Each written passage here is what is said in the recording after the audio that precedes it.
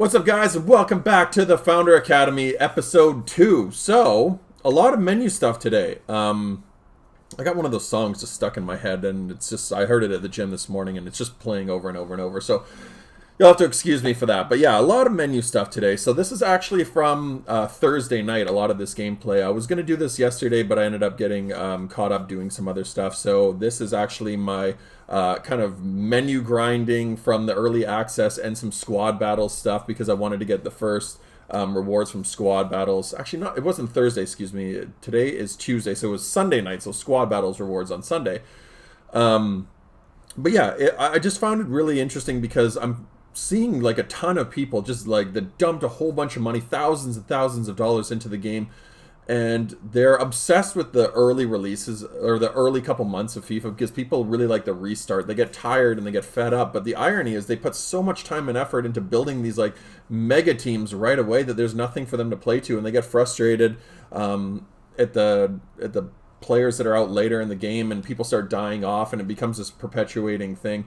So for me, I've really forced myself to slow myself down this year, and it might put me a little bit behind the curve, but the reality is I don't really love the start of, FIFA. By the end of, let's say, FIFA 20 in this case, I was so tired, and just because I'd put so much time and effort and you built up all this, collateral and all these really cool teams, that when the FIFA 21 comes out, I'm just kind of exhausted. And it's like that GTA meme where the guy's walking down the aisle, I keep wanting to say walking down the alley, and he's there's that the text at the bottom that's like, here we go again. Like, that's the way I feel with FIFA. I just feel like it's just kind of deflating because you have to start from scratch again. And I actually have the opposite effect than most people. They get super excited at the idea of like starting again.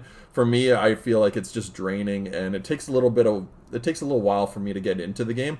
So I'm gonna try to be consistent with this year's game, and just play it as much as I can throughout the course of the year. But at the same time, I don't want to just like invest everything into the early months because I don't want to get like a super team and then get fed up with it. I'm going to try to make sure that I maximize the game as much as possible. And it's also good for me financially because I'm not going to try to spend any money on the game if I can avoid it. So this is the first year that I think I've almost ever, maybe like going back to like FIFA 10, even then, I don't even remember if I put money on the game early on, but this is the first year that I actually haven't put any FIFA points on day one, just because I don't see any value in it. Like, I just would rather build my team up. There's guys that I can put together right now that can compete at least at a certain level. Like, look, I'm not going to go 30-0 and FUT champs, not that I would even with a mega team, but I'm not super obsessed with getting like the world's best players and competing right away. Like, I'm just okay having a decent team and being able to utilize my skill to have players that can actually compete at whatever Div 4, Div 5, Div 6, whatever it is, and then I can slowly work my way up. As you guys saw at the very start of this episode, I picked up Marcus Rojo very cheap. I picked up John Stones very cheap. Those are the types of guys that I'm really interested in. Obviously, I would like much better players. The defenders are where the value is really going to be sky high, those and attackers. But there's a lot of attackers. There's a lot of pacey guys. But to have a pacey defender that can keep up with those attackers, it's going to be pretty rare. And they're going to be way overpriced. The Sergio Ramoses, the Virgil van Dijks, those types of guys, Rafa Varane, they're just going to be so expensive. I don't think it's worth getting them this early, especially for a gold card. So I'm just going to see who I can get into my squad that can actually compete. If you can go and get like a Davinson Sanchez or something like that would be like a good kind of in-between type of guy. Right now, there's nobody who's incredible on my team. I'm going to pick up a couple guys in this episode, but they're just really cheap valued guys that I'm going to hopefully show these guys can actually play. They're decent. They're not going to be world beaters. They're not going to compete with the likes of icons, but at least you can put together a well-rounded team within the first week of FIFA. So a lot of what you're going to see today is not necessarily surrounding my team and building up to like a very, very usable team. Right now, I'm just kind of getting through a lot of the early stuff. So for those of you that are really looking for gameplay, there's not going to be a ton of it, if any of it. The only games that I've actually played so far are squad battles. My team's not good enough to compete online, but I just want to rattle off all this early stuff. So that's what you guys are going to see, and hopefully you guys get something out of this. I'm trying to show you guys how you can just, go through the menus, maximize your coins by just doing the real simple stuff. Look for what SBCs are actually of good value. And yeah, you can hopefully just build a team for very little, if anything. I'm not doing really any trading, so don't worry about finding like cheap beasts that you can flip and stuff like that. There's a ton of channels out there that you guys can find. This is really about just using the stuff that's given to you and being able to put together a team, if that makes sense. So yeah, what you guys are seeing here, there's a ton of objectives, there's a ton of really cheap SBCs and stuff like that, and I'm just utilizing any of those to generate packs. And if I can get anything from packs that I can flip, or if I can wash through or rinse through SBCs, that's of good value to me. So the only players that I bought so far, Marcus Rojo, John Stones, and then I bought Phil Foden. All of these guys are like less than 2K, if anything less than a K, and here you go. This is pretty much the team that you know, I put together really with starter packs and buying one or two guys. So I'm not going to go through all my custom tactics as well, just because of the custom tactics are kind of boring. You guys don't really need to see that. I'm also trying to figure out what is best suited. So right now I'm just going to roll with a 4-1-2-1-2 or 4-1-2-1-2 wide, just because I've got some wide players in there. Lamina is a decent little CDM. You know, he's obviously not going to survive that long, but right now, for just having a guy that I'm using offline, a good little card. Phil Foden's been good. The guy that's actually been really surprisingly good for a real cheap, super cheap beast has been Neil Malpe, the guy from Brighton and Hove. He's like 77 pace, 77 shooting, but he just puts everything away. There's other guys that just haven't really fit the bill. Like, yeah, I haven't really noticed that much out of the Danny Ings card, even though he's not, you know, anything super high rated. But he's got like 81 finishing, and I just haven't noticed him really on the field at all, doing anything of real interest. I think it's Ryan Fredericks is the guy who I have at right back. I got him in a pack, and he has been really, really decent. Leandro Trossard has been really good. Victor Moses is what he is. He's actually surprisingly strong. He's got decent enough dribbling. None of these guys are probably going to be in my team within a week or two, but at the end of the day, for just what you're taking offline, that's really all you need. Like, this is a perfect example, right? This is basically a pack that I got for almost nothing, and it's just going to be a bunch of fodder that I can use in SBCs, and then we can throw Callum Chambers in there. The nice thing is that I don't have to worry about fitness. Injuries could play a little bit of a factor in, but you're going to accumulate so many injury cards that I wouldn't worry about it throughout the course of the year. Right now, it's just, you can just roll the same team over and over and over, and that's really all you need to do. That's, you know, just put those same guys in there, and as soon as that game's done, they're on full fitness again, so you can just keep going with the same team. You don't have to worry about fitness. I know a lot of people are disappointed because that's how they made money in the past, including myself. I flipped fitness cards for a ton of money, but honestly, I'd rather not have it in the game at all and just be able to roll the same team over and over. Fitness was brutal.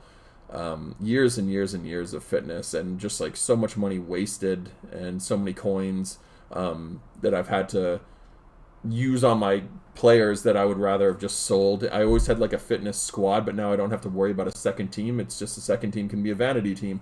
I can just focus all my attention on one single team because I can just roll them over and over and over. So I think we ended up playing something like 5 or 6 squad battles. Because it was Sunday night when I was doing this, I didn't have a whole lot of time. I just had to rush through. Unfortunately, I wasn't able to get up to like gold 3 or gold 2 or something like that I normally do. But this is what I recommend, is you guys just go in there and play as many squad battles games as you can. Even if you hate offline. Like, offline is brutal. Like, I don't like playing it. It's just very mind-numbing. But look, it's not as stressful as playing online. So playing offline is actually something that I really enjoy doing, just for to get my hands on with the game, but at the same time not having to like worry about the result, just because you can go in autopilot. But with that being said, right now those packs are so valuable.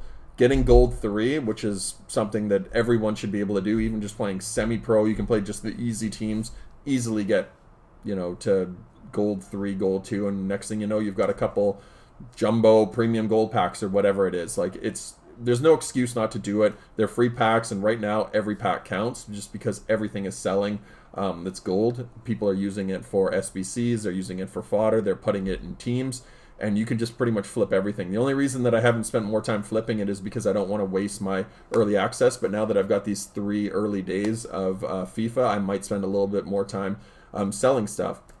So we did end up doing Marquee Matchups, just because I looked at the price. I think it was like 20-something K. And the packs that you're going to get back, you can essentially do it for much less than that. 27 is if you just bought everything fresh, start from scratch, that's how much it would cost you. But I think I was able to do this for, like, the first one I was able to do for about 2K or something like that, even 1,000. And we ended up working our way from the bottom to the top, just because, ironically, the first one, which is like Club Bruges, is actually going to be the most expensive because people need silver players for that. But look what I ended up getting out of the first pack. We ended up getting Renato Sanchez. He'll sell for 5K. And then an inform, which is essentially discard value. But, you know, that's 9, 10K right there. There's 15K that I can use to just build the rest of the SBC if I have to build the rest of the marquee matchups. And I don't even think we ended up having to spend all of that. I think total, if you include the rinsing of the players from the packs we ended up getting, I probably spent maybe 10 grand, 10K to actually buy players to fill in some of these spots. And half of that probably came to the Club Bruges one. These other ones were just so simple to do.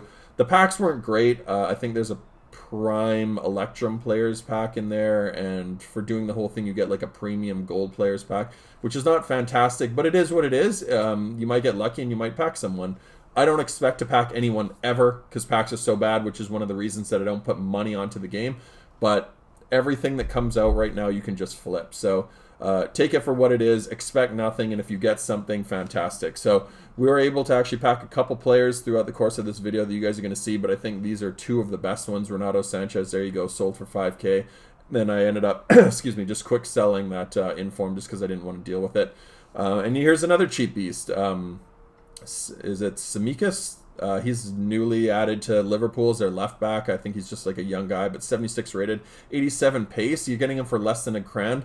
That's my whole goal, is to basically flip these guys between every game. And if I can pick up one player for every game that we play, like you get all these like 500 plus coin boosts. So every game you're getting about 1,000 coins. If you can buy a guy for 1,000 coins and fill in those spots, next thing you know, you got a team that you can take online. And that's what I'm hoping to do. So here's another cheap beast, Ole Watkins. I think he's the most expensive player that we bought so far. He's like 2 or 3 grand or whatever he was.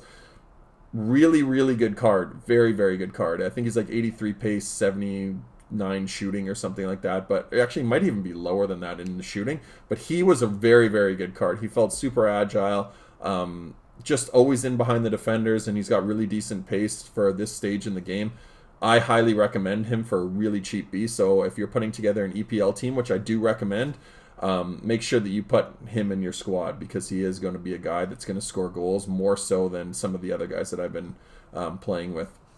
So there you go. There's our third squad battles game. It might be the third or the fourth. There you go. Neil Malpe got 3 goals. This guy, like I said earlier, super cheap beast. I don't recommend using him online, but if you have to, you have to. But he was very, very good. For a guy that I essentially got for free, he's done the job. He doesn't look very impressive from a stat standpoint, but he ends up putting everything away. So I do recommend him if you're looking for somebody and you don't have any coins. Throw him in. If you can't afford Ole Watkins, get Neil Malpe. But yeah, my team's coming together quite nicely. We ended up picking up Mason Greenwood. Here you go. I just got him because I like Mason Greenwood. I was expecting better from him. His stats actually look decent. This card was actually probably the biggest disappointment that I've had the entire experience in FIFA 21. He's been terrible. Now, with that being said, my sample size is very small. I only used him in a couple games, but he missed a couple sitters. There was one where the ball was right on the 6 and the keeper was right in front of me. He hit the entire net. He was right in the middle of the net, and he like just skied it. I don't know what happened with him, but I think he's got 5-star weak foot as well. But he forces everything on his left foot. So even when I'm coming in on his right foot and I just want him to go cross body, he'll hit it with the outside of his left and it will spray. Like, it was just a really weird card. It felt just broken. And I don't like to blame cards for being broken or not broken, but he wasn't very good. So take that for what it is. Like I said, I might try him online and give him a second chance here, but Victor Moses was better than he was. And then we ended up picking up Casper Schmeichel. I really wanted to get a decent keeper just because my team's going to concede some shots, and I wanted a guy who is going to be able to shot block, and, you know, for an 84 rated card, he's going to do nothing but go up. Which is another tip. If you guys can afford any 83, 84s, those types of guys, like, they're just going to go up. So if you want to invest right now before the game comes out, go out and get somebody that people are going to need. Everyone's obsessed with getting like meta cards like Eric Bailly and Eder Militao, and look, they're going to go up, but most people don't have 20K to invest in one single card. So I look for guys that are just going to be really cheap guys like that. Like Schmeichel I'm going to keep, but I'm trying to think of a good example. Mason Greenwood might be one, but he's going to get packed a ton because he's a 77 rated, but I'm trying to think of a better example of a card that is going to go up. Maybe like a Dele Alli. I don't know. Like that might not be the best option, but Dele Alli would be a good example of a guy who's probably not worth a whole lot, but because he's 84 rated, he's not going to get packed a ton, but he is going to go up because people are going to build teams and they're going to need a cam, and he's probably got a lot of fans. Now, because he's not been hot in real life, he's probably not going to be super high rated in the game, but you guys know where I'm going with this. Just go through like Futbin, figure out guys that are kind of in that 83, 84, 85, and if they're cheap enough, I would invest in them because they're just going to go up once everyone gets the game. So we did end up packing Diego Jota. He was another guy extinct right now. His price is just going to do nothing but come down. He'll go up a little bit. Right now he's extinct because his price range is at 10K. Once the game comes out and they fix the price ranges, he'll probably go up to 15K, and then everybody will sell, and then his price will plummet.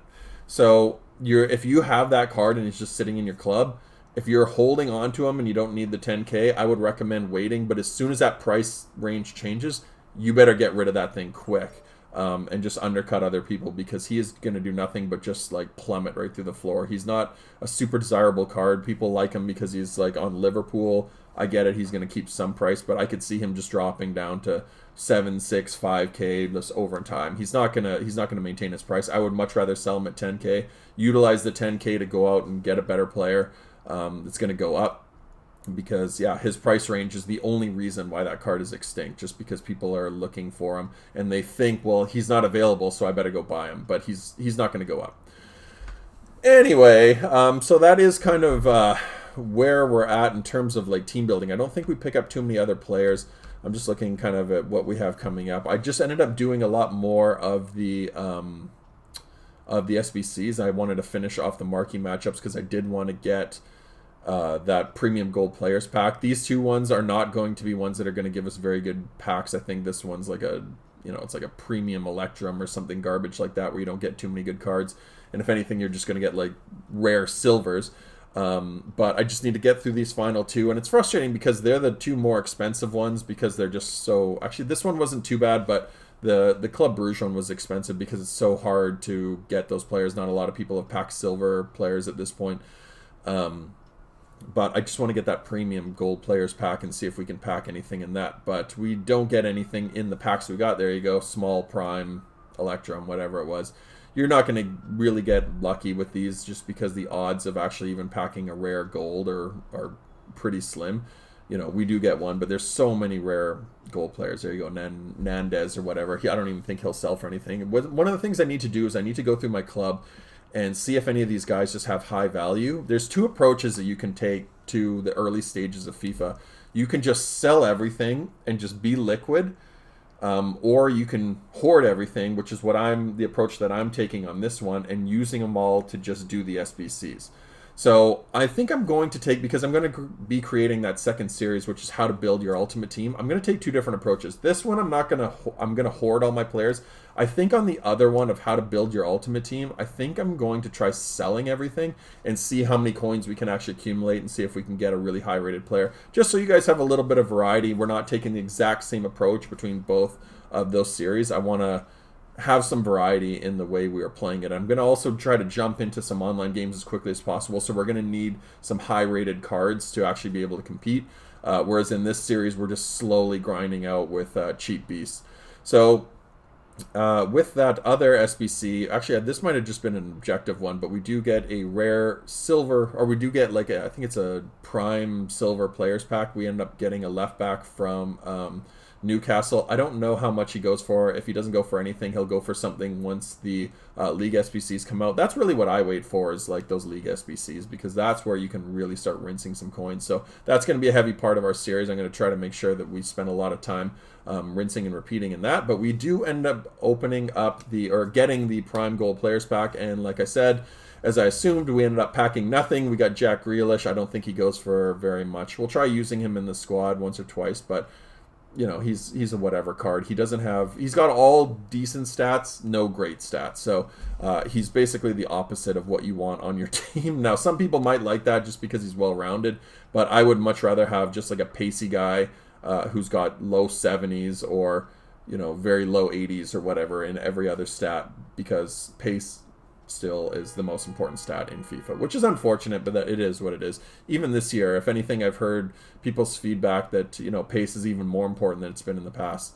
But nothing new. As I said before, this is to me really FIFA 20.5. It's not FIFA 21. It's just got reskinning and a couple novelty things like My Stadium, but the gameplay overall not super different.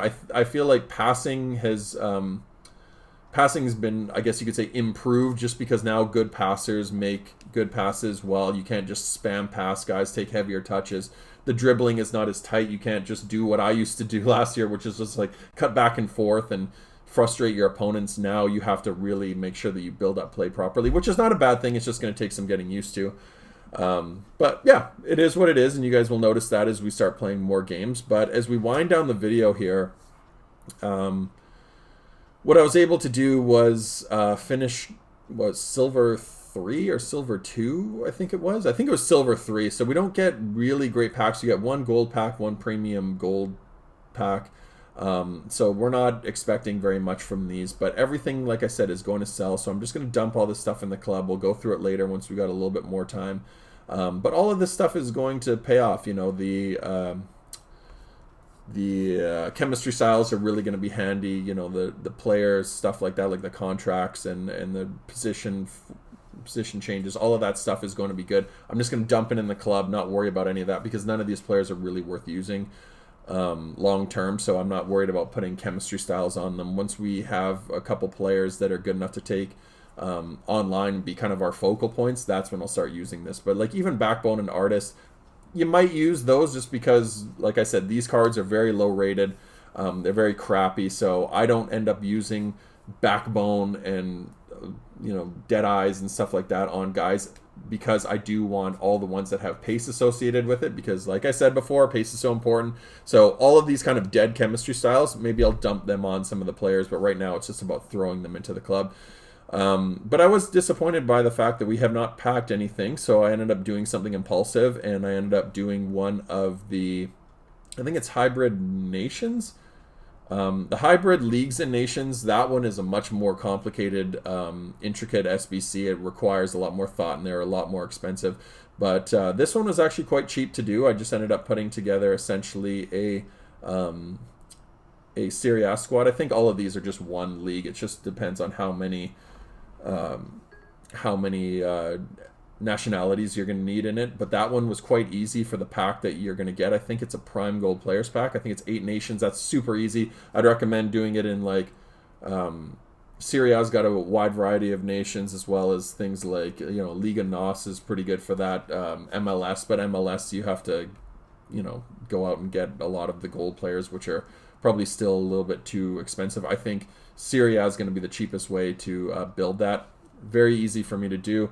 And there you go. You end up getting a prime gold players pack, but just nothing really in it. We'll be able to flip some of those guys. I think Yuri Bacice might go for a little bit, but at the end of the day, it's worth the risk. So that is going to be the end of the episode, guys. I appreciate you guys all for watching. And until episode 3, take care. Peace.